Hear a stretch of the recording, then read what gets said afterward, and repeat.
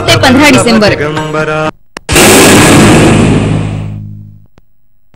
मुंबईमध्ये पर्यटनाचा विकास झपाट्याने झाला, मात्र पर्यटनासाठी लागणाऱ्या पायाभूत सुविधांची आजही कमतरता आहे। असं असलं तरी पुरवठ्यापेक्षा मागणी जास्त असल्यामुळे जरी भाडं जास्त असलं तरी तारांकित हॉटेलमधल्या खोल्या तुडुंब भरल्याचं चित्र आहे। उद्योग पर्यटन, वाणिज्य पर्यटन, पर्यावरण पर्यटन यासारख्या पर्यटनांच्या शाखा बऱ्याच लोकप्रिय झाल्यात। मुंबईत येणाऱ्या पर्यटकांची संख्या मोठी आहे, त्यामुळे इथला हॉटेल व्यवसाय बहरलाय। ताज आणि ओबेरॉय या नामांकित हॉटेल्सच्या जोडीला अनेक हॉटेल्स उभी राहिली आहेत। हॉटेल व्यवसायाचा विकास झाला असला तरी मुंबईला भेट देणाऱ्या पर्यटकांची आणि पाहुण्यांची संख्या आणि दर्जा बघता इथला हॉटेल व्यवसाय कमी पडतोय। आज का समय ऐसा हो गया है करके जिस सिटी में जो अकोमोडेशन की कैपेसिटी है वो उनके लिए कम हो रही है। There is a major shortfall in demand and supply. हिवाळ्यात मुंबईत येणाऱ्या पर्यटकांची संख्या वाढते।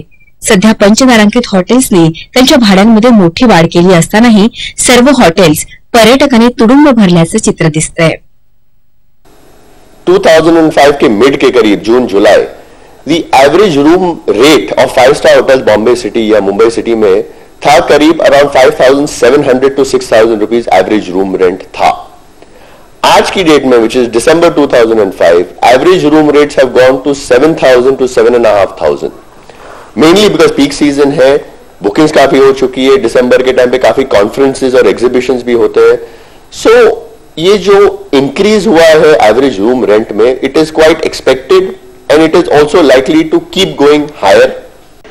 आगामी काळामध्ये मुंबई शहरात हॉटेल व्यवसाय बराच वाढण्याची चिन्ह आहेत। अनेक परदेशी कंपन्या मुंबईमध्ये हॉटेल व्यवसायात पदार्पण करण्याच्या प्रयत्नात आहेत। आपली मुंबई, गोरेगाव। बरोबरच हे बातमीपत्र संपलं। काही क्षणातच भेटूयात क्रीडा।